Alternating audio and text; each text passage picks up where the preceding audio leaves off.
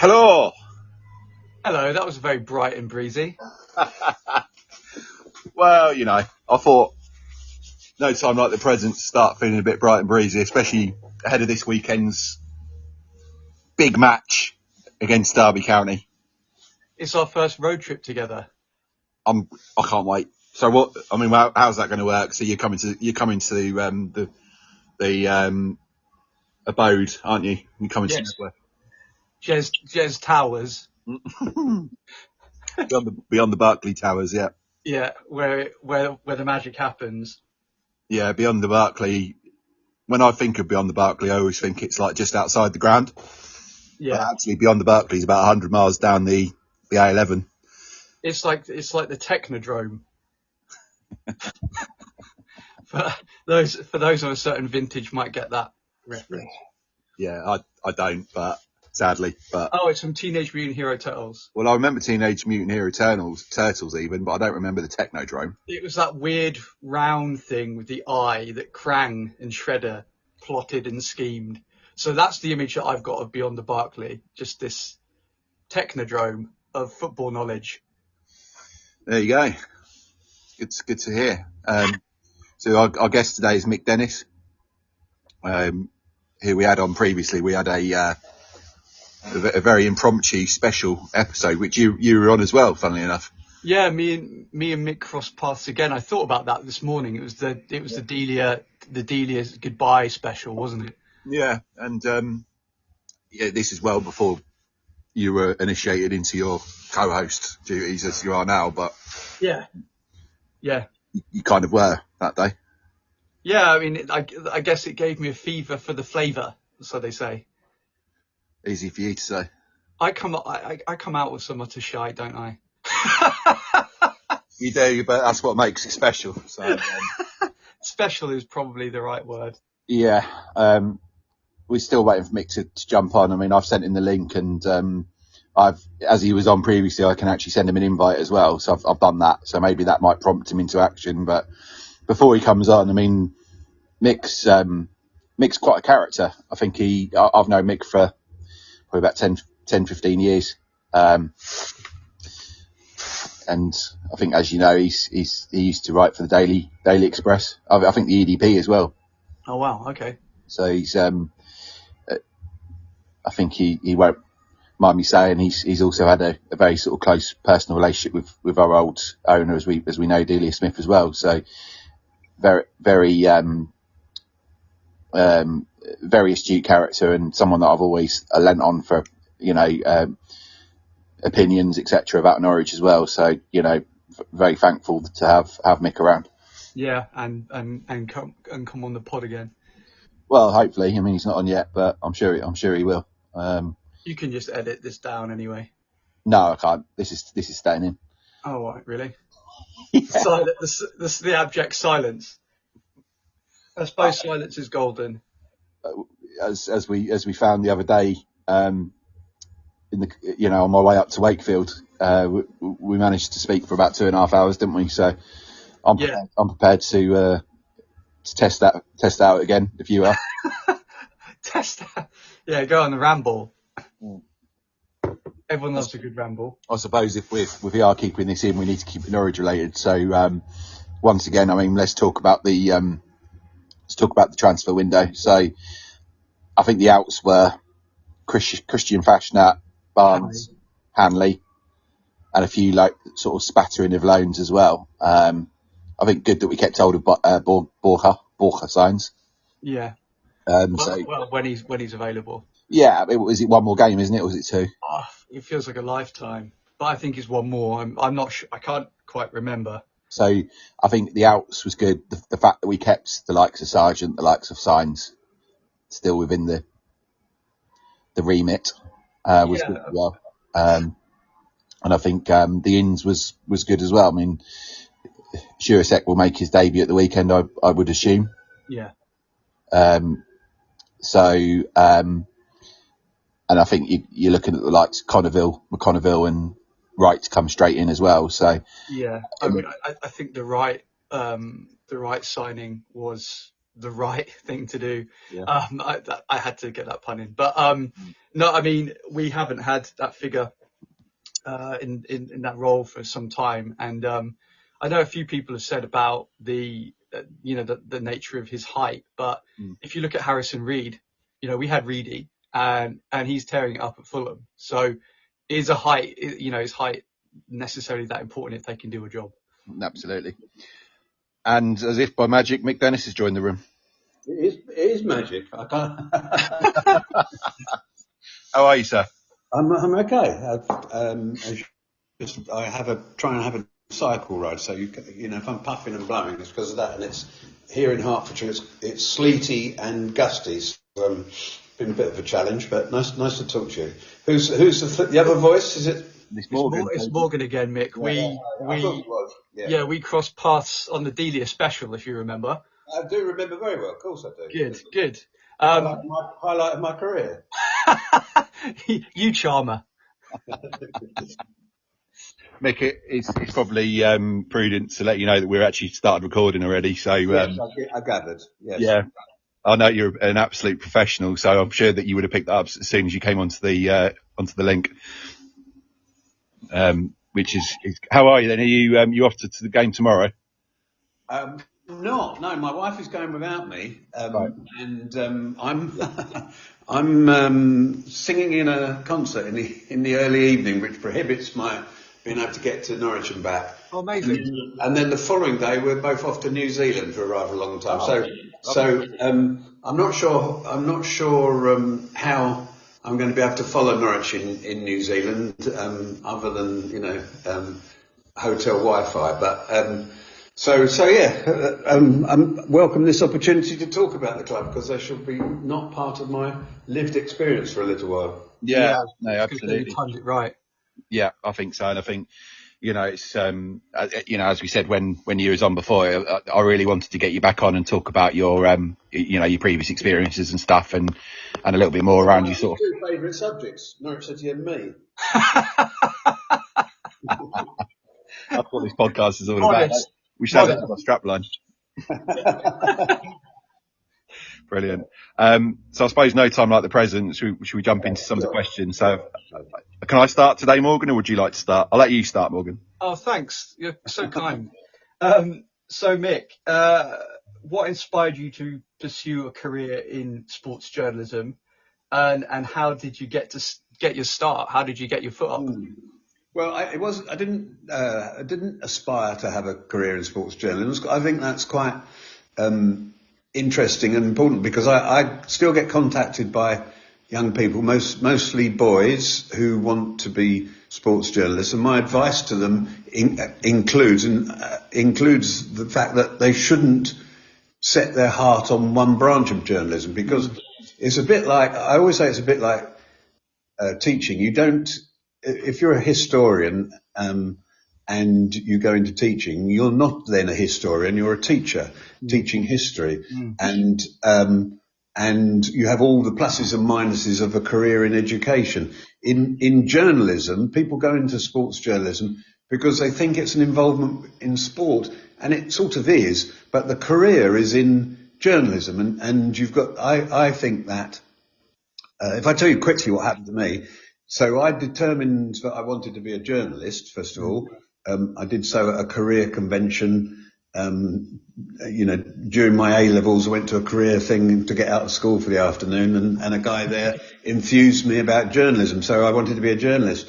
I applied to the industry rather than to a newspaper and went on a year's sort of academic training, and ended up getting a job in Norfolk with the Eastern Counties newspapers as they were, who took their training very seriously. Every year they had a cohort of young people, taking them at 19 after that year's academic course. So I was moved around district offices in that empire, and a series of very good local reporters took it upon themselves to mentor me and train me. And so I learned the whole gamut of how to write a news story, how to get a news story, all the building contacts, being trustworthy, all of that stuff.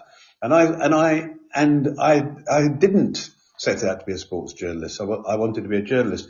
And you've got then a set of transferable skills. And I say to young people who contact me, if you go into journalism, be determined to be a journalist. That's one thing, but you don't know what opportunities will be presented to you, or where life could take you, or what you're good at. You might be brilliant at film reviewing. You might be brilliant at writing crime stories.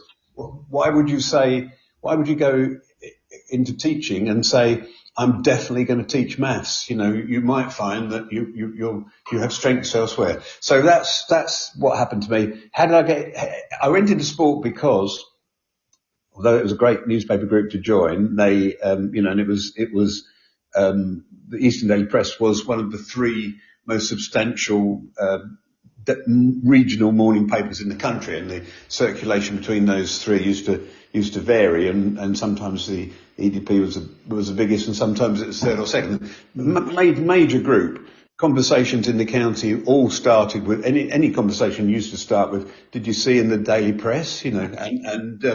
So it was a major group to join. They moved me around. I during my training period, I was indentured. They moved me around, and that was good as well. Yeah. District offices, Yarmouth, Dereham, and then Kings Lynn, and back to Norwich. I was going further out on the A47 at one time. I didn't think they were going to, try and lose me in the fens somewhere. But I came back to Norwich, and then I wanted to learn sub-editing. So I said, I want to learn sub-editing.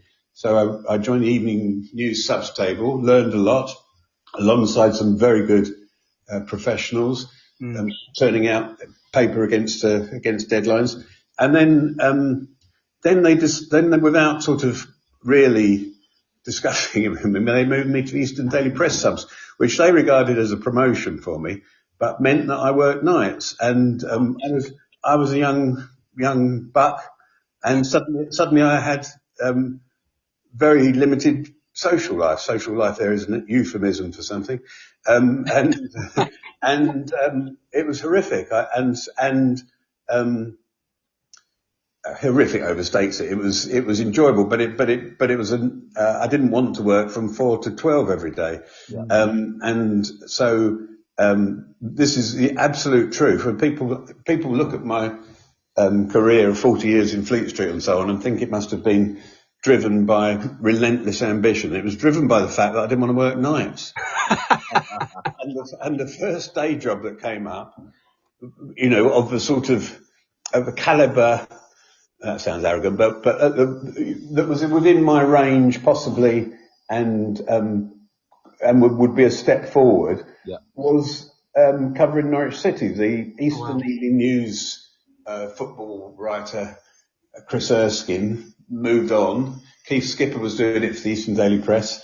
I said I'd quite like a stab at that. They gave me a stab at that, and 40 years later I was still stabbing away at it. So that's how people were surprised, but nothing I've done has been, Jez, you know me well enough, nothing's been some grand plan, but I've taken opportunities when they've presented themselves. I mean, I think that's a really good point that you make there. I mean, for the sort of any listeners that do want to kind of follow that path, but you can apply that to any sort of career. Yeah. It is a case of just letting the chips fall as they may, instead of, I mean, obviously you've got to have a bit of an idea or a little bit of an ambition or where you want to go, but if you stress it too much, you can kind of you can take yourself off the track.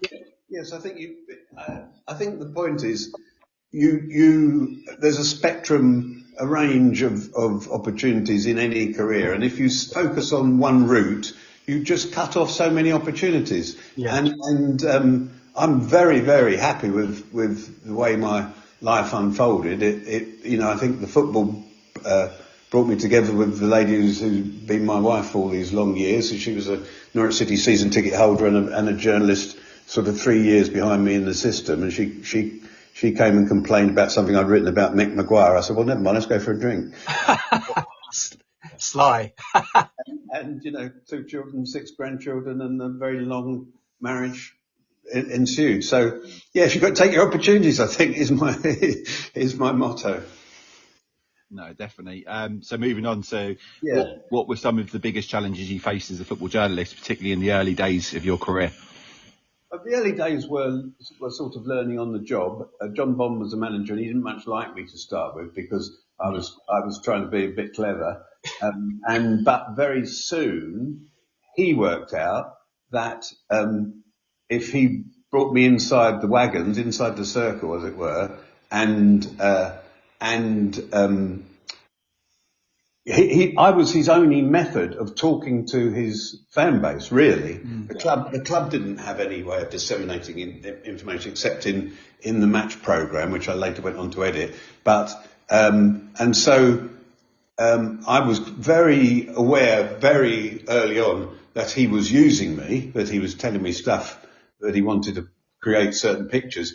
And the breakthrough with Bondy came when he started picking Kevin Bond, his son, and I asked him, what do you say about the charge of nepotism, and he went, well, because that's what the fans were saying. Yeah. And so he went mad, and we had a terrible scene, and he sort of kicked me out, and I wrote the piece because his defence to me had been so strident and clearly explained that he wouldn't do that, and it wasn't that, and he spoke about Kevin's strengths and so on. That when I quoted that and the paper led on it, he understood my need to ask the question, and so we had a friendship that survived the years. So that was one challenge. And very quickly, the most challenging time of my career, without a shadow of a doubt, was the few years I spent at the Sun. So they were the first Fleet Street. I worked in Fleet Street as an agency reporter, and the Sun offered me a job, and of course I said yes. This was what I'd always wanted to do, was to write for national newspapers. And it was this was the Kelvin Mackenzie era, and it was so challenging that, every day they wanted a back page lead that hit you between the eyes and made people go wow. And that was stressful. Late at night, they'd ring you at home and say, the Daily Mirror's got this story, you've got 5 minutes to tell us if it's true or not. That was quite stressful. Yeah. The paper was run on fear, and so it was a dreadful time. And the most terrible thing of all was you ended up sort of turning over your mates. So to quickly tell you, one story I wrote about Steve Perryman appeared on the back page lead under the headline Stevie Blunder. He stopped talking to me.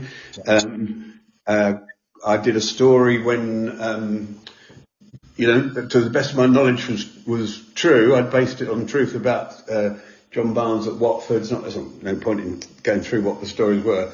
And Graham Taylor rang me at home, and Graham Taylor was the son of a local paper journalist. So the first thing he said to me was, he said, Mick, don't tell me you didn't write the headlines or the subs changed it. He said, sometimes you have to take responsibility for what appears under your name. And he was a thoroughly decent man, Graham Taylor, and I was so upset that I had upset him that I rang my wife from the office. It was at home. He took that call. And I said to Sarah, I can't do this anymore. And so that was a terribly challenging time. It meant that nothing else that happened in my career frightened me. Having coped with that to an extent, nothing else seemed undoable. But they were tough times, definitely. So when was this, Mick, if you don't mind me asking? What sort of era? Well, it was over. I can't, because I haven't got anything in front of me to check that. But it was around the time of Haysel, because that happened. I wasn't there, but that happened. I'll tell you when we could tie it in. I went to 1985 Milk Cup final at Wembley as a Sun reporter. So it was in that era, and I have to tell you that as Norwich won the Milk Cup, I behaved rather badly in the press gallery at Wembley. So why not? Yeah, I think because. Correct me if I'm wrong, but we weren't allowed to play in Europe because of obviously all the issues that we had. because of that Hayes incident. And I suppose a bit of a follow-up question to that is obviously because you covered Norwich there.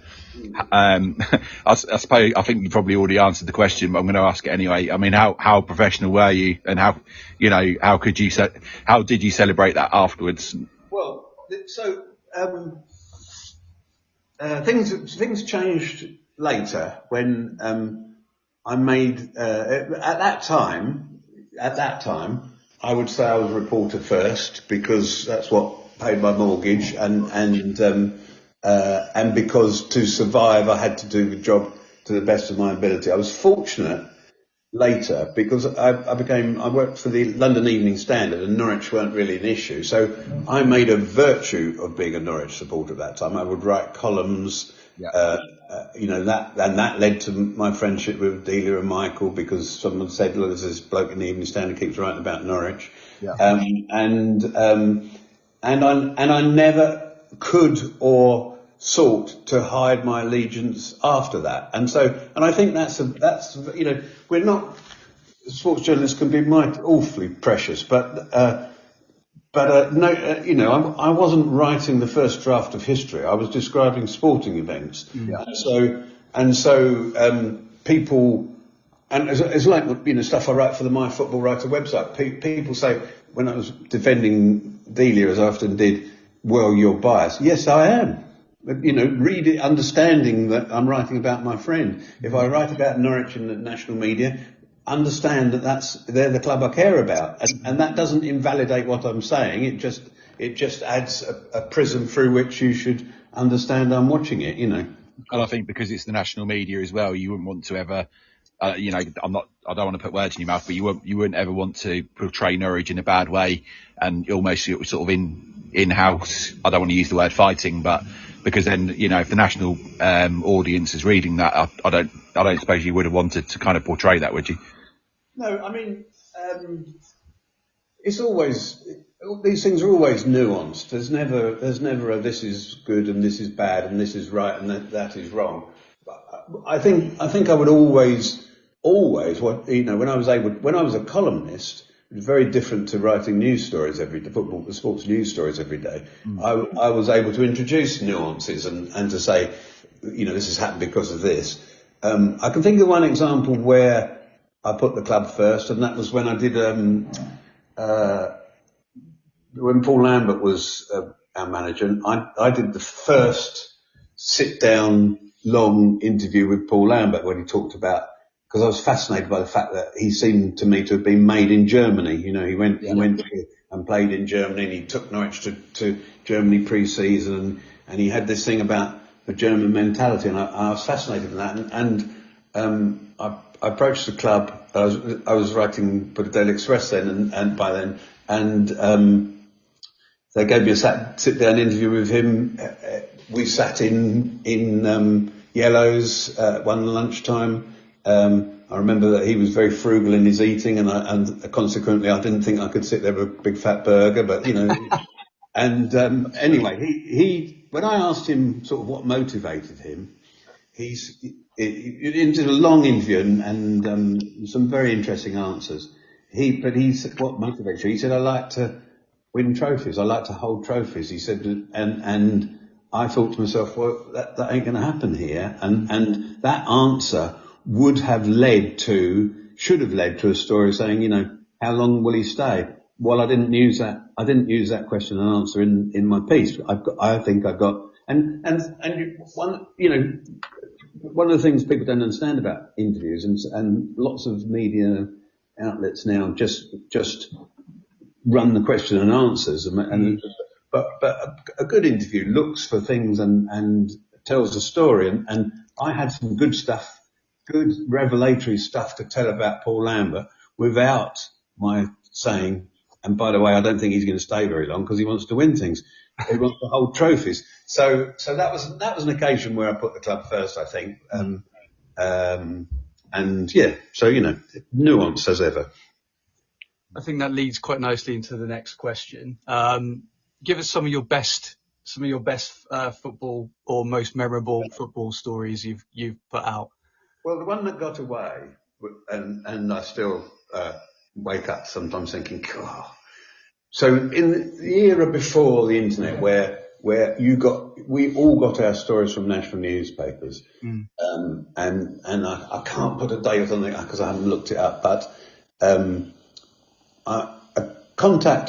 this was when I was at the Sun, and a contact at the Sun said to me, "Come down to the ground because he said Ken Bates is installing an electric fence." This was a time, terrible crowd trouble, and it was true. I went to the ground. You could walk into a football ground then. There were workmen then, and I knew enough about what the sort of cattle retaining wire at farms looked like, and I could say, blimey, they were installing this fence all the way around the ground to stop pitch invasions, and there was at the top of it a line of insulated holders. So I guess that there was a live wire going around the ground. This was a sensational story. But because I'd been trained by the Eastern Daily Press in fairness and propriety, as I was going back, there's no mobile phone, so I was going to run to a phone box and tell the office what I'd got, and then get back to the office by train. On my way, I saw Ken Bates. I knew him. He was walking from one sort of shed office to shed is the wrong word at Chelsea, but an office, a building to another one, and I waved at him, and he saw me, and he said, "How are you doing?" And so I thought, well, what I should do is question him about his plan, about the fence. Yeah. I should get the full story now. I've got this.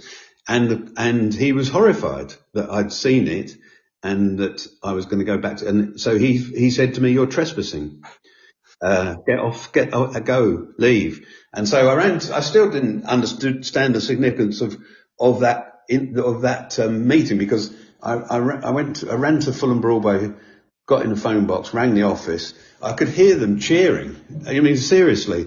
And I heard somebody who I can't remember who I had spoken to. I expect it was a sports editor, and he obviously put his hand over the mouthpiece and said to the room at the Sun, "Mick Dennis has got a belter." Right. So, and let me tell you, that story led the national and international news for about 3 days, but it wasn't my exclusive, because Ken Bates's response to seeing me was to phone the newsagent haters and say to them, "Look, this is what's happening. Let's get a structured statement out about why I'm doing it." So by the time I got back to the office, it was known. So I sometimes think to myself that how that would have been if it had just been a Mick Dennis exclusive. It was the Sun's front led the front with it, with barbed wire around something like Colditz was there. So that was a bit of a the one that got away. I should tell you, I made some horrendous misjudgments as well. About players hurriedly.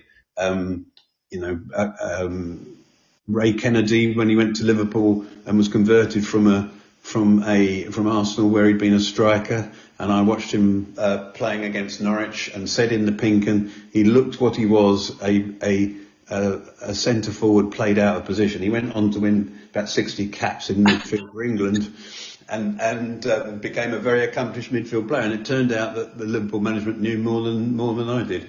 So I've made a few terrible rickets in my time, but that makes it all the more juicy, though, doesn't it? I think it makes it more varied. We're all capable of dropping a clanger now and then. Well, but when you have to make a strident opinion, which everyone from Connor Southwell to Henry Winter has to express I don't mean Connor's at the bottom of that scale, by the way. I mean, there's a range of people have to make strident opinions. Sometimes you get one of those wrong.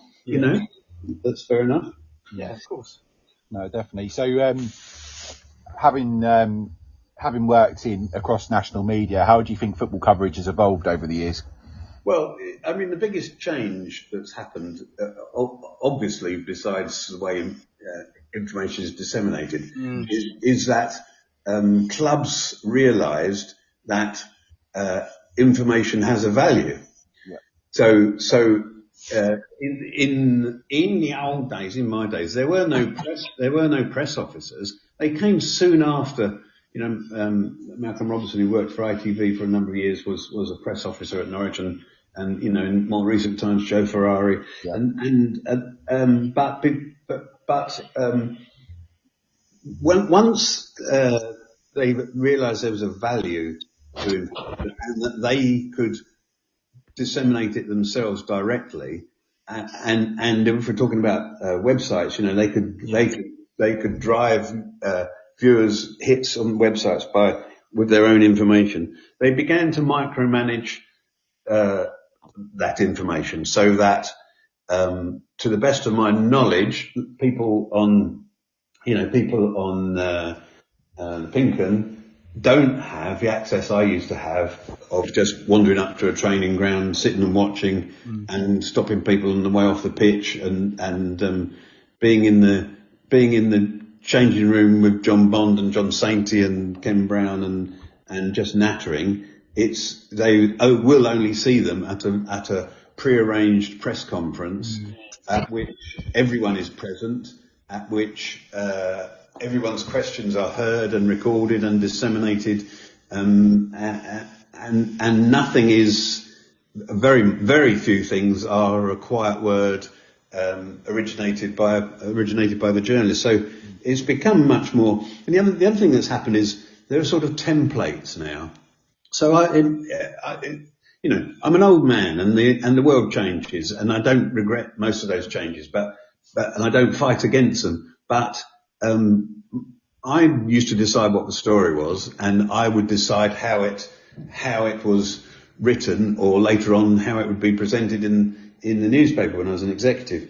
But there are templates now, which so it's Paddy's pointers, and I'm not picking on people or criticising them, but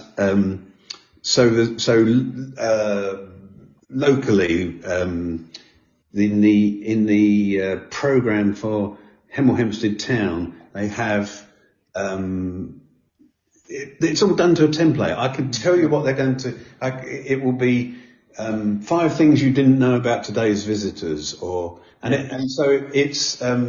that's fine. It's easier to do, and it's easier to digest as a reader. But the template prevents journalists following the story, following the narrative, or creating a narrative, or looking at different angles. And so I see templates in most things, and I think that's a shame. I think, okay, so next week's piece in the Times on that page is going to be like that as well. Yeah. So I think that's a shame.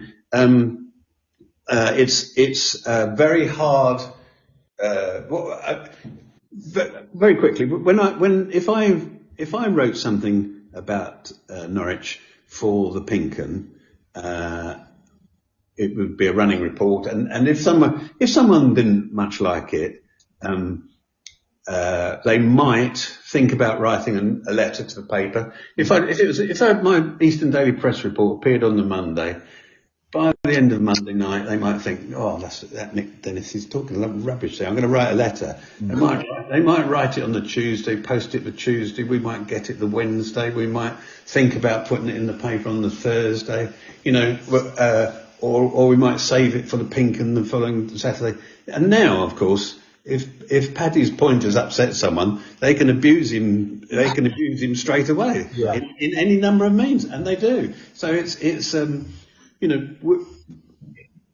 both at the same time, the football media is more removed from the football club by the information being micromanaged, but less protected from the toilet wall that is X, and anyone can have an opinion. Yeah. based on very little, and of course it descends into abuse much more quickly. Yeah, So I think that's a really good point you make there, because I was going to ask you a question about, around how do you feel like social media has changed sports journalism? Because to me, it feels like, and this isn't being disrespectful to any content creators that listen to the show or put it out, but I think now there's a lot of noise in the world, and I think that then dilutes the journalistic sort of approach. I don't know if that's something that you feel is. I think it's. Let me say this: unless you have suffered when it was Twitter, a Twitter storm, you have no idea how terrifying and cowing that is, and that's irrational because it's only words on a phone screen. But I said something about Jose Mourinho. It's not even worth going into when he was at Chelsea, and I had to. The Express, the office said Twitter's going mad, Mick. Turn it off. You don't want to see any of it. And it's some of it is because I'm a stale, pale male. I didn't get the worst of it. I didn't get any any sexism or racism or but I got threats of violence, and when there's 10,000 people threatening to do something to you, even though they can't, and you're very, very unlikely to meet any of them, it's awful. Yeah. So that's I think that I don't know the answer, and the genie's out of the bottle, but of course, but it is like this is not an original thought, but I find it helps. It is a toilet wall, and everyone has a pentel. Everyone can scribble on that toilet wall, and it's very hard not to look at it if the scribblings are about you. Yeah, I think. Sorry, mate, carry on. No, I'm done. Yeah. Yeah, all I was going to say was we had Connor on 2 or 3 weeks ago, and he gave what I would say was a really good insight into sort of how he sees it these days. And he says a lot of it now is not just the fact that you go out and you write a news article about Norwich City. You're then having to do a video and going into YouTube or social media outlets. And I'm lost in admiration for the amount of turnover on the nationals. What's happened because Reach own the Daily Mirror, the Star, I'm going to forget some, the Express, and employ very few journalists. Yeah. Those journalists have to do so much. And as you say, all the tweeting live from games and video reports and I can't even think of all the, it's an immense amount of work so they times change and those guys earn their money, definitely, those guys and ladies, women. Yeah. As we've found out, haven't we, Jez? Because we're having to kind of put content out there as well. So it isn't just sitting down interviewing people and being like, here's a podcast. We have to do other things and just try and build the audience. Yeah, that's it. Yeah. It's fun, but it is, I can imagine it's also a lot of hard work for those journalists who have to do their bread and butter. It's fun until you do something that people don't like. Probably this podcast. Yeah, no, but I can't stress that enough because people who are doing the abusing they're putting stuff that they wouldn't say in the street, of course, and saying it routinely from the safety of somewhere, and when that appears in a number, however rational and sensible the person receiving it is, it's horrible. It's horrible to be on the receiving end of it, and we damage, as Norwich fans, some of the stuff, we damage the thing we care about because of the level of he's useless, and we think, well, they earn a lot. People say, well, they earn a lot of money, should be able to take a bit of abuse. No, they shouldn't. No. They shouldn't. If it's something you wouldn't say to their face, don't say it anywhere. We had a similar conversation with a former player turned fear coach, Drew Broughton, about how easy it is to say our player is crap. But it's like, could you imagine you being at work and some random person coming up to you and going, "Hey Morgan, what you're doing is shit. You're doing a crap job." You wouldn't say it to your colleagues. So why take that into the realm of the internet? It's the people it's the club you support. Yeah. It's not like saying the other team are crap. It's saying our players' team. I think this about all sorts of things. When some of the songs we sing, I just think, but why would you don't say anything if you're going to do something that's damaging. But of course, I'm probably showing my age, but I think I had a very good. If I digress to tell you a story, there's a friend of mine, an Egyptian guy, who went for breakfast with him. My wife and him and his wife went for breakfast recently, and he always buttonholes me about something in football. And he doesn't understand why Arsenal keep picking Raheem Sterling. Okay, they don't, but and so he buttonholed me about this, and I said, well, what I think happens, Kamal, is that the analysts and the coaches look at the biometric feedback from the training session and see the recovery times and the sprint times, and then they look at how the opposition are going to set up, and then they look at what Raheem needs for his continued development and to help him become a contribution to the whole season, and then they forget all that and say, what will upset Kamal? So our fans see something they don't understand. They think, "Wow, that's rubbish." But it won't be. What's the thing is, you don't understand it, and that doesn't mean it's rubbish. It means that it might. Life may have proved it a wrong decision, but it wasn't done just to wind you up. And yet people go on and say, "Well, he doesn't know what he's doing." And you're talking about people whose livelihood depends on what they're doing. Anyway, I know I sound like a very old man when I go down that track. No, it's all good. I mean, sort of if we go into more of a positive swing, what you mentioned it earlier, but what first drew you to support Norwich, and how has your connection to the club evolved over time? Well. As a boy growing up in West London, my dad took me to the best match that we could get to and that he could afford. So I saw matches at Chelsea, Fulham, Brentford, QPR, and all I knew about Norwich was that they were a team I sometimes saw as the away team. And although my father was a Norfolk man. And so then I went to Norfolk to work as a journalist, and the only professional team I could go and watch if I wasn't working on a Saturday was Norwich. So I started going to Norwich, and I would say that the penny didn't drop that I was, and then as when I was covering them for the Pink and the Evening News and then the EDP, I travelled with them. I travelled with the team. I mean that's unheard of, but I would be on the bus on the Friday when we every journey took about a fortnight, and we'd pile into some hotel somewhere. I would eat with the players that night. I'd have a drink with Bondi and Brownie later on, and so it was unprecedented. Not unprecedented. It was completely, now looking back, amazing access, and I felt very close to them as people, as individuals.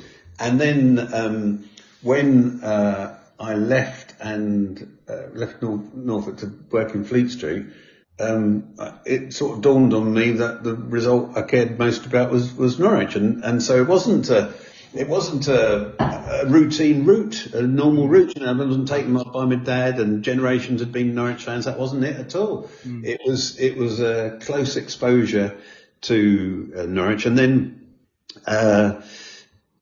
when my working life meant that I couldn't go and watch Norwich very often at all. But as things, my wife had been a Norwich supporter, or was a season ticket holder as a teenage girl. So we took our sons to Norwich games when they were in London or the Midlands or somewhere we could reach very easily. And the first time we took them to a home game at Norwich, Neil, my younger son, who's as old as you two, he was astonished that there were so many people supporting Norwich, because he'd only been to away games. And he thought it was a minority pursuit being a Norwich game. So so it's sort of, that's how it sort of evolved. And I was very fortunate in later years when I was writing for the Daily Express. I said to them, look, I'll go to any game. And my role for them was to go and write a Ponzi essay about the big game, and so they would say. But I said So at one time, I set out to watch every Norwich game home and away that was midweek, because I wasn't really expected to go to midweek games for one period. So I saw as many away games as home games, but they were all the midweek games, and I would just set off on my own in my car. And then when the boys were bigger, and Sarah and we would try and go together. But at the Express, I said to them, look, I will go to any game you want, anywhere, but not on the day Norwich are not playing. So if Norwich are playing, they mostly wanted me to go to the Sunday game because for Monday's paper that would be the bigger story. But I would go to, if they were playing on Sunday, I would say to them, let me go and write an essay about some small, a lower league team on the Saturday, and they'd say okay, and I would watch Norwich on the Sunday. So I had that era, which was fairly late in my life, really, of my being able to go to every weekend game, developed into being a season ticket holder and then an away season ticket holder as well. So mine is not a story of learning the support on my dad's knee and all that stuff. Yeah. I don't think it coming to it late and being the regular attendance coming late, I don't think that disqualifies me or debars me, but it's a different route, isn't it? Yeah, for sure. I mean, we've spoken to a lot of fans who get into it. We had one the other day, that Daniel Emery, he's a sports football content creator, and he said himself he sort of arrived at Norwich quite late. Life happens, doesn't it? You ebb and flow in and out of fandom, because that's just the way it is, as a human being. Yeah, I think a lot of people who go to uni now become supporters of the team, the nearby team, because it's the first time they've had sort of a bit of money, or not much, and freedom at weekends, but. Yeah, I mean, the definition of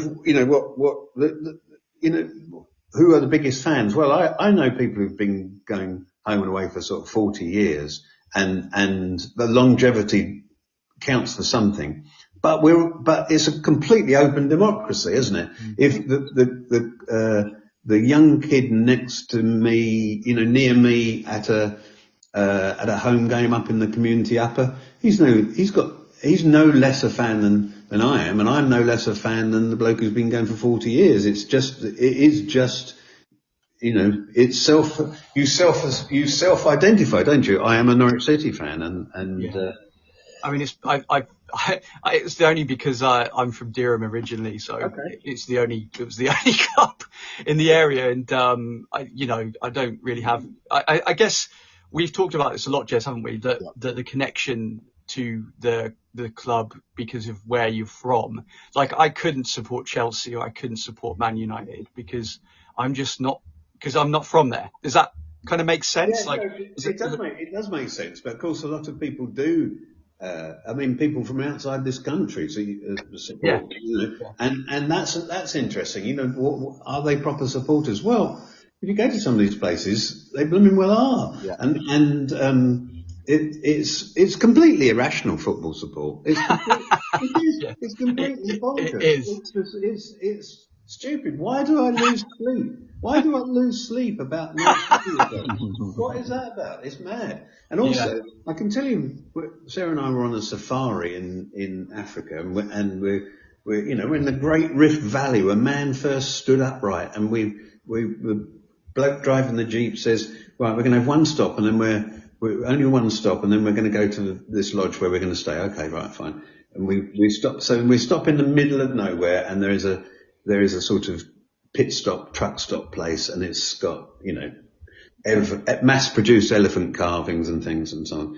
And I go in and I open the door, and behind the door, this is some time ago, behind the door, so hidden from the outside, is a life-size picture of Didier Drogba. And I say, and we're nowhere near where Didier Drogba came out. And I said, what's this about? And some bloke starts telling me, and we end up having a row about Jose Mourinho in the middle of the Great Rift Valley. So how can you rationalise anything about football support? It's all bonkers. Yeah, it's fascinating. It's really fascinating. Tribal. I mean, there's a lot of books written about it, and one of my my sports massage therapist, kinetic motion massage in Durham, for those who want to know.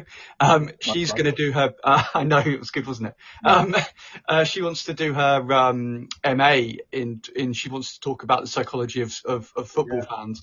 And I was like, well, you've got an in. I can help you. But it's what makes it so fascinating, I think. Let me tell you very quickly. It just occurred to me as you say that my feelings about the club have changed since Delia sold up. Well, she didn't sell up because she didn't take any money for it, but passed control to Atanasio. Yeah. And I feel less stressed about it.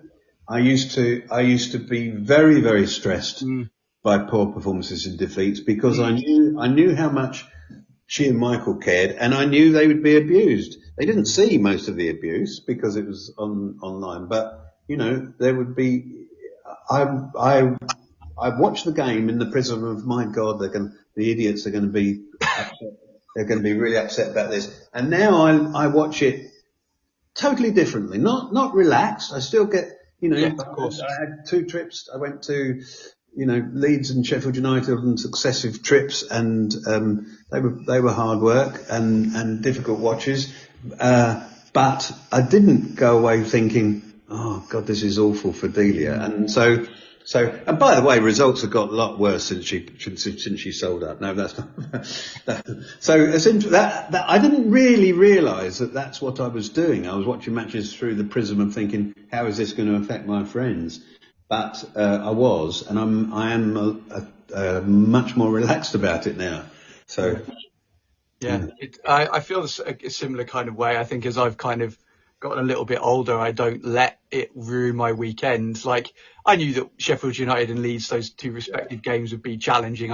I kind of thought we weren't going to come out with anything, but I didn't let it ruin my weekend or my evening like I did, say, 8 years ago. It's important not to, but I still do to an extent. I mean, Sarah and I, for away games, we try and go to all away games unless we're in New Zealand. We try to make a weekend of it. Yeah. And we stay somewhere nice, somewhere that might involve a walk, because we're tired. Until recently, I had to get back for Sunday mornings because I was mentoring referees. But perhaps travel on the Friday, perhaps go somewhere on the Friday night, somewhere interesting. And what I found invariably was it was a nice weekend ruined by the football. Time and time again. Okay, so listen, I've got one thing I want. Ask me. What do I cherish? An involvement I cherish about Norwich. You're a professional, Mick, because that's just what I was about to ask you. So, what is your most cherished memory as a Norwich fan, either as a supporter? I mean, cherished isn't necessarily the word, but I do want to tell the story of Duncan Forbes' funeral, because it was most. If you'd said to me when I was a 19-year-old boy setting foot in Norwich for the first time, having going for an interview for the job at Eastern Counties newspapers, getting off the train, walking up and up to the building on the corner of Rouen Road, and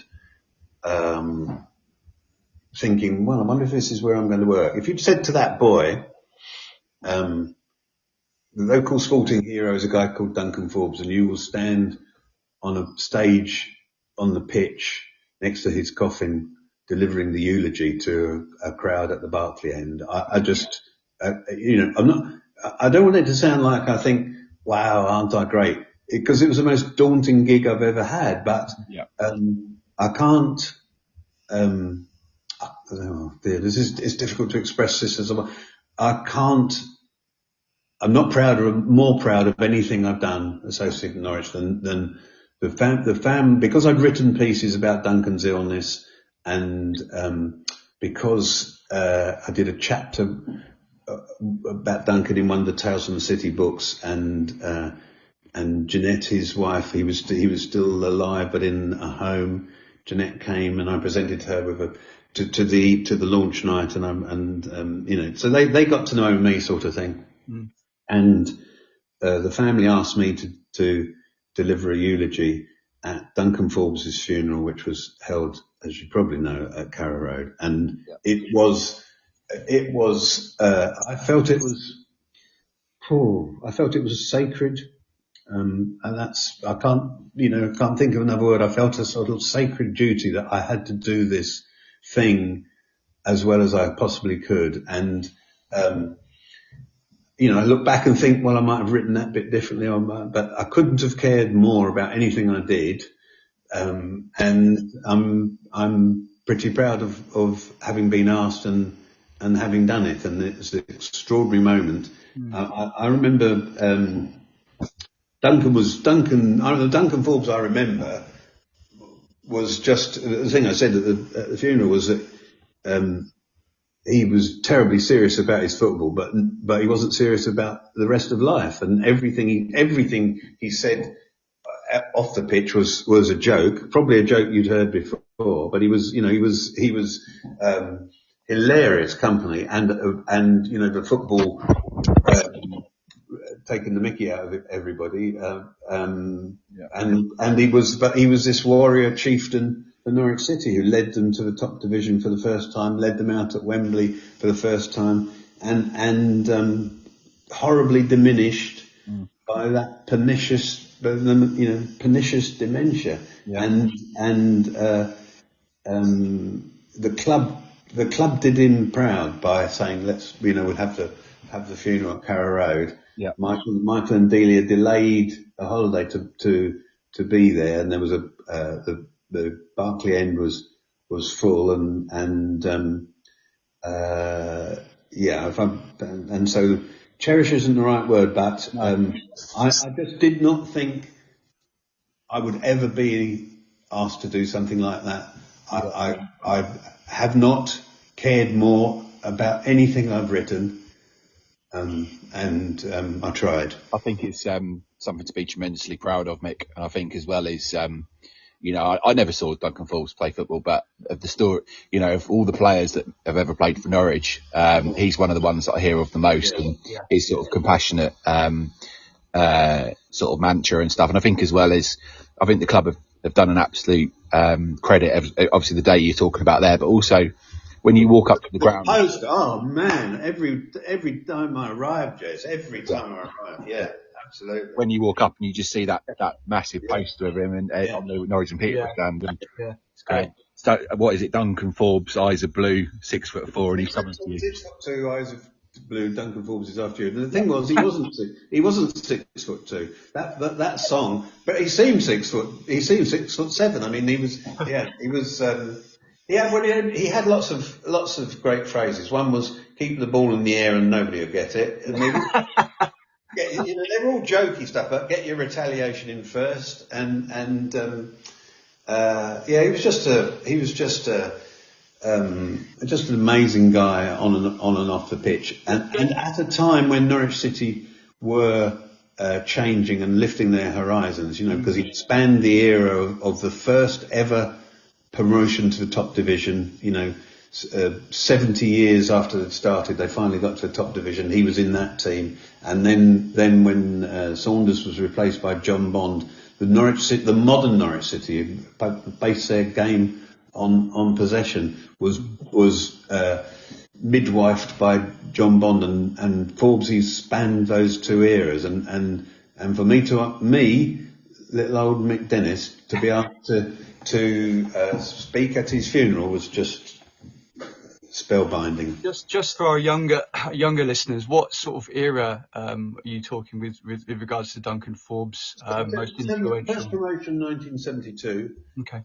So he was there then, and then I haven't looked this up, but 78 I left. So I think he was probably, I would say he was there, most of the 70s, so 71 probably, 70, 71, and then I think he left I haven't looked it up, but he was gone by 80, so, and then he stayed on at the club, in a number of capacities in the commercial department. He used to organise the away trips and go on the coach with people, and lots of people have got stories about that.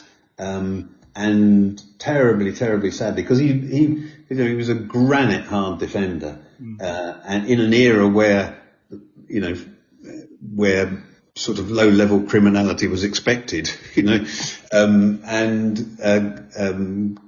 gave no quarter on the pitch and expected none back. And then in later years, he got dementia, and I think that's so sad to think of someone like that diminished by that disease, and he's just. I think it's one of the things I said in a piece I wrote was that he was losing his memory, but we Norwich City fans must never ever forget his memory. Yeah, that's really poignant, and I think that for younger listeners as well, that I love history, and it's really important to keep those sort of to look back at the club's history, to dig that little bit deeper. Yeah. I'm currently reading a really good book at the moment called The Place is Going Bananas. Okay, It's a really good history of the club, and goes all the way back to 1902 and how it all came about. And I'm sort of picking my way through the early 1920s, but Freddie, it's quite easy to read. So for any, again, younger listeners, if you want to learn about the history of the club, then please give The Place is Going Bananas a little read. Author? Yes, author is by, bear with me. Okay, well, we can all Google, but Daniel Brigham and Zoe Whitford. Yeah. Fantastic book. Okay, excellent. Well, I've not come across it, so I will now. I'm reading John Sainty, Last Man Standing, From Saints to Saints. He was part of the John Bond coaching scheme, and he was writing a book, and when he died, and it's been put together afterwards, and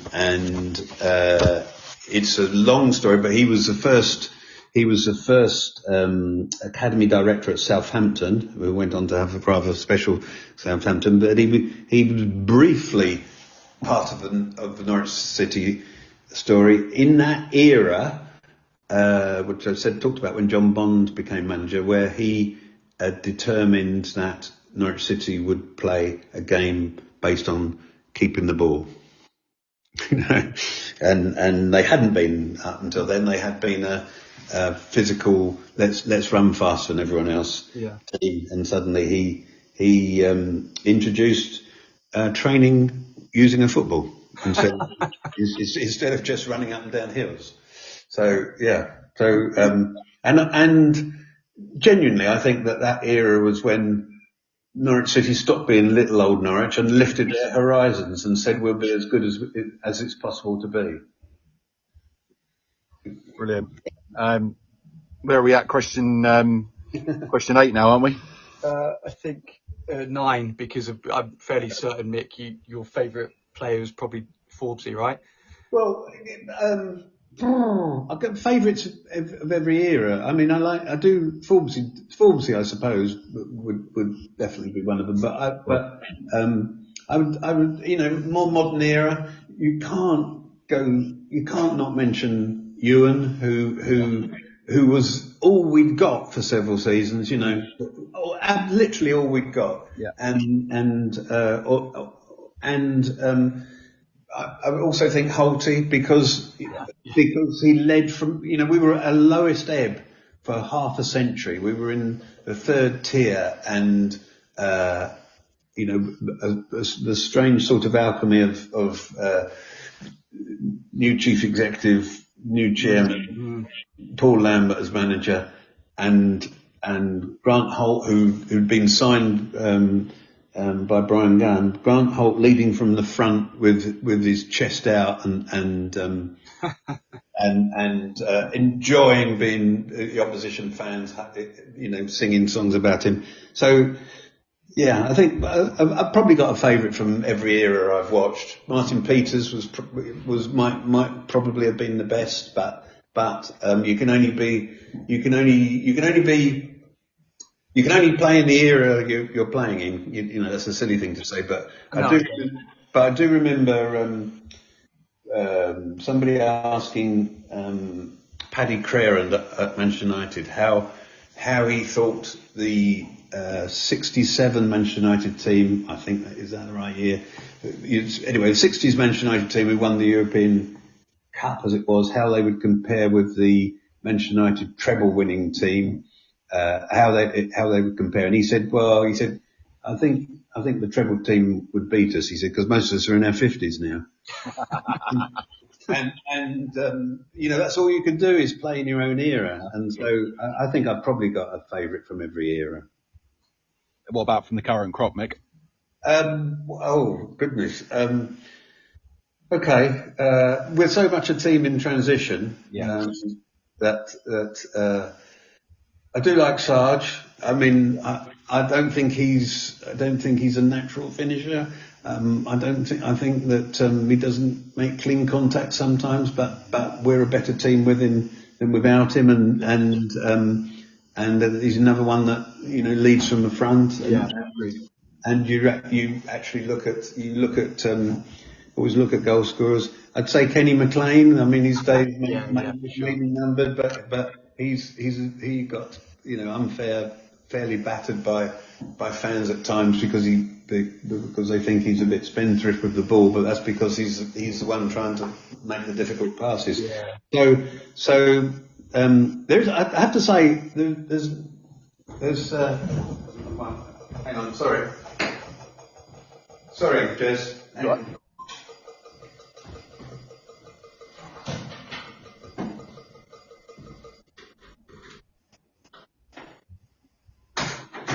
Oh, sorry, not very professional, but I had to let my wife in, who was locked out. Oh, We apologise for any technical difficulties you might be facing. Absolutely. She appeared at the back door. Anyway, yeah, so, sorry. Go on, next one. Yeah, so I mean, I think finally, because we kind of covered the last question at length anyway. I think Morgan, this is your floor to answer this one, so fire away. Okay.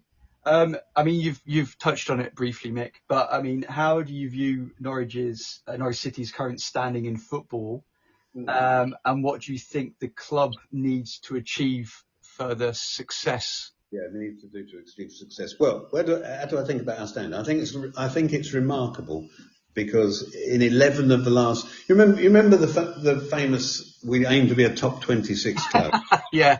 That came up the other day. And they later made it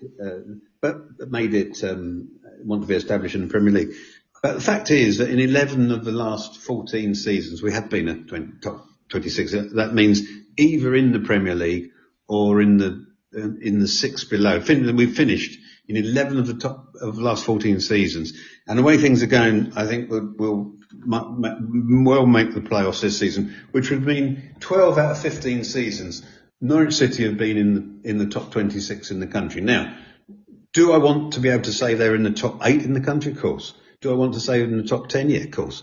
But realistically, I think that's an extraordinary achievement, and people glibly take it for granted that we might be in the playoffs. We might be in the playoffs again is how I look at it. I think that's an extraordinary achievement, especially since we haven't gone bankrupt in any of that time. We haven't welched on our debts.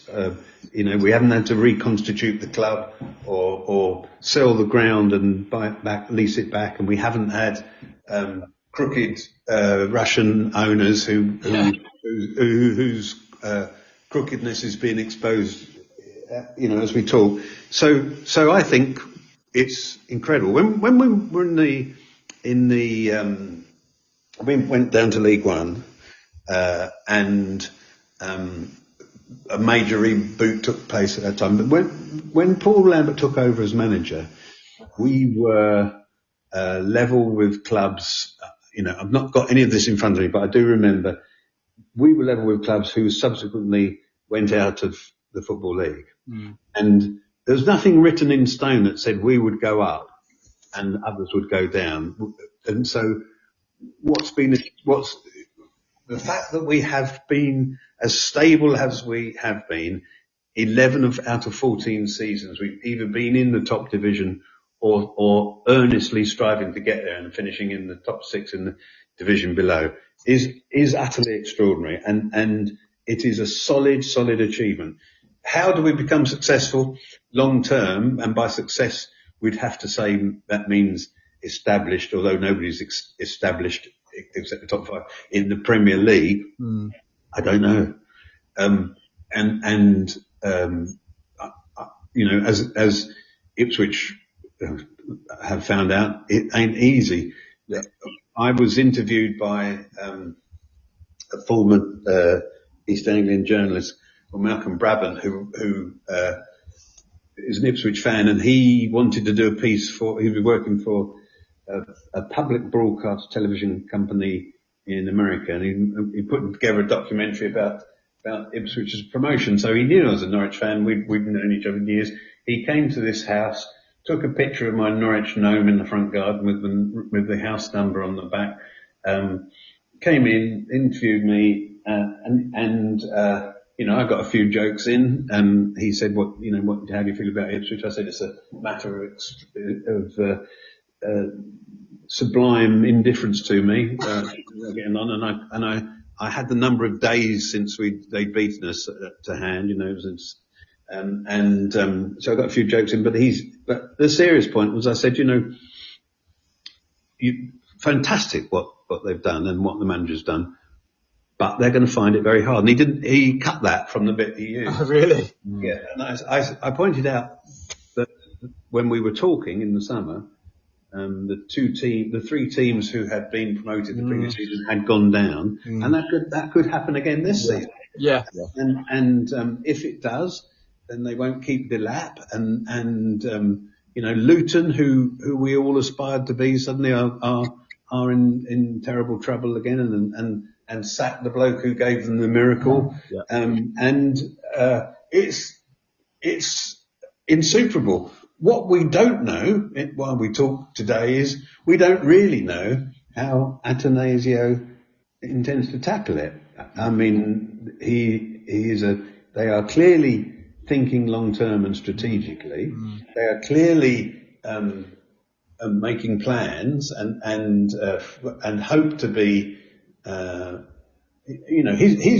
He hasn't bought Norwich because he's got a natural affinity with a curry house on the Prince of Wales Road or anything. He's done it because he's interested in sport and because he likes owning sports businesses, and there's no harm in that. But he will want it to be successul financially, and the only place it can be successful financially, so that he can start taking, because a lot of the money is in loans that he's being paid interest on, which is not something that ever happened under Delia. The only way that will happen, the only successful business model is one that involves long stays in the Premier League. Yeah. And so that is his aim. I don't know if he will achieve that. I also don't know how supporters of Norwich City will take to an absentee owner. I don't mean that he's not, he's gone missing, but he won't be at games. I mean, what happened under Delia and Michael? Whatever was going on, you knew they'd be at the game. Yeah. You knew during COVID that they would be on a pre-season tour sitting in deck chairs on their own in the corner of a foreign field. You know, there's a famous picture of them. They'd gone to see Norwich pre-season away from home, and there they were sat somewhere in Europe watching the game, so, you know, people didn't like what they was perceived lack of ambition. People didn't like the fact that they were only ordinary millionaires and not super billionaires. But you knew that they would be at the game. What do we do? Who do we shout about if things turn bad and the owner never comes to games? You know, very seldom comes to games. So at the moment, I feel very optimistic about the short to medium term future. Yeah. But there comes a stage when if we have 2 or 3 seasons in the Premier League, and I pray that is the case, then what? I just don't know the answer to that. You know, because nobody's safe. Southampton were the model. Yeah. Brighton are in trouble, for goodness sake. Wolves are in trouble. You know, I just don't know. I think that the model's unsustainable, and so I don't know how Norwich navigate that at all. No, and I think the thing for me, sorry Morgan, just before you carry on, the thing for me is that the fact that we've built a solid foundation like over the last 4 or 5 years behind the scenes. So the ground's in a relatively good state. The training ground's probably one of the best in the country, is one of the best in the country, by the way. Yeah. And I think with the reason that Atanasio perhaps invested was because of those facts, right? And I think the club, if they do go up, will be able to perhaps have a bit more of a go of it than perhaps we have done previously. And, you know, that's now the time to do it because the club's set up to go that way. Yeah, I mean, I think it's the journey. But Ipswich have had a right go. They spent £100 million on players. But equally, they don't have such a solid academy or foundation that Jez is sort of pointing out. I think that's what puts us in good stead. And I don't think, if I'm going to be honest with you, and people won't like this, my opinion, we won't stay up, and it will become harder to go up when the other clubs are coming down. It's a wider question about the money in the Premier League, and a wider question about how that impacts on clubs like Norwich. Yeah. I'm not being negative, but I just think it's just becoming such a untangible landscape now. But I'm very happy with the academy and what we're doing on that side of things, which is a breath of fresh air, and long may it continue. Mahovo being an example of that. Yes, exactly. Yeah. No, I mean, yes, but So, but the difficulty with that model is what we did under Webber is to recruit people with enormous potential, but you need a lot who can perform now. So I look at Cernak and I think there's a player there, but do I think he's oven ready now? No, of course he isn't. No. You know, I think he's a long way off. So it is a problem, and we're not the only ones confronting this problem or trying to solve it or being strategic. Everybody is, we only. My advantage. The thing that my career has given me is a broader view, I think, of Norwich, because, you know, when I was a frontline football reporter, I knew other chairmen, and I knew the stories behind lots of clubs, and I could see the striving and they're not, you know, teams who are relegated and struggle. It's not always because they're run by crooks or they've been incompetent. It's just blooming football. And good people with reasonable levels of ambition and love for their club. They still go down. And they still struggle. And that's why we go to football, because and that's why I love the Championship, because a game against Derby, all 3 results are possible. Yeah. But, nobody would be surprised if we won, drew, or lost. That all those results are possible. We should, people say should win. Well, yeah, maybe, but all three results are possible. In the Premier League, that's not true. Yeah. It isn't true. When teams, there's an ebb and flow, but there's a cadre at the top. Have Aston Villa broken into that cadre, that clique long term? I don't know yet. No. I don't know yet because I thought Newcastle. are Forest in there long term? I don't know. They're they are at the moment, but and so. Are we ever going to be established in the Premier League again? Don't know. Can't answer that. And what does established mean? Yeah. Yeah, exactly that. Yeah. Mick, thank you so much for coming on. Just before we let you go, Morgan likes to ask a random question of the week. So yeah, Mick, you're in for it. So I have to preface it with the jingle. Morgan's random question of the week. So Mick, if you could own a newspaper, what would you call it, and what would the content be made up of? It can be any content. Well, I wouldn't. I think newspapers are finished. I think that the idea of the printed word, the Daily Mirror employs 35 in total wow. head office people. I used to have a sports department at the Evening Standard that was bigger than that.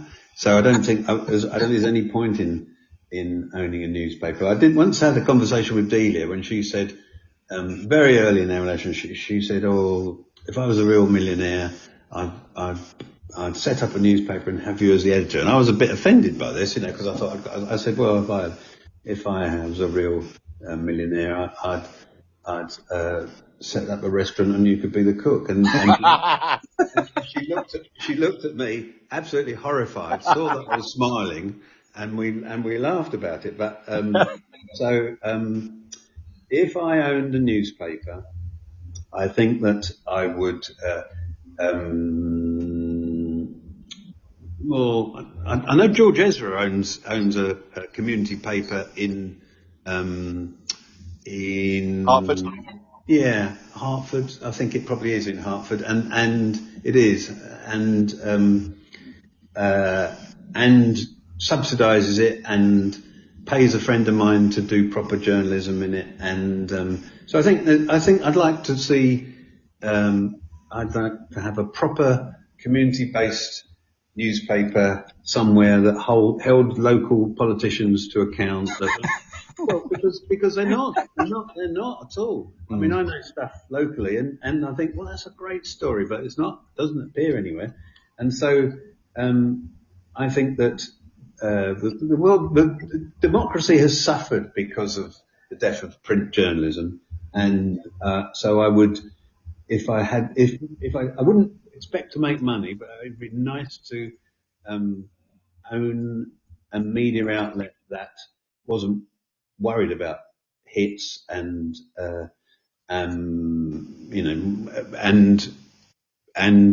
just encouraged the sort of training I had as a 19-year-old arriving in Norfolk all those years about learning the craft and rewarding that craft. What would I call it? I don't know. I'd call it. I used to do a cricket column called Mick's Wicket for these. Nice. I often thought that there should be an interview outlet for me called Mick's Grill, which very good pun. So we'll have a newspaper called Mick's Grill. Yeah, that's perfect. That's a really good place to finish. Mick, I hope you have a wonderful holiday. How long are you going for? Oh, years and years. Yeah. So. Have a lovely time. I should say my house will be guarded by neighbours. So. Oh, of course, yeah. I'll go down. I'll go down there with a pitchfork later on as well. I'll do a couple of stints for you. Yeah, I've had the villagers with pitchforks. Yes. Yeah. Okay. Thanks. Lovely. Thank you so much. Is there anyone you want to give a shout out to? No, only my long-suffering wife, who if she could learn to take a key when she went out, this would have been. I'll tell Sarah I'll leave that in. Okay. And we'll have to catch up soon. It'd be good to see. I think Fiona won't thank me for mentioning this, but I shared a photo yesterday, didn't I? Yes, that's wonderful, isn't it? 12 years ago when Fiona Morgan basically loves football mascots. Oh, right. Okay. When I worked for Stevenage Football Club, Borough Bear, as he's affectionately known, decided that he'd go on holiday. So there was a space for a couple of weeks for someone to fill in, and the head of community at the time, who's now chief executive at Cambridge United, Alex Tunbridge, knew that Fiona liked mascots. They said, would your wife like to come, or girlfriend at the time, like to come down and be the mascot for a couple of games? So there she was, and I think at the time I'd had a spare comp ticket, so Mick came along and watched and met Borough Bear, Aka, Fiona, Roberts, Nee Davies, all the other ones. And there are incriminating photos which Facebook throws up every year. Yes. Lovely. 100%. Okay, well, if for everyone else listening, you can follow us on all of our social media channels, Facebook, Instagram and X.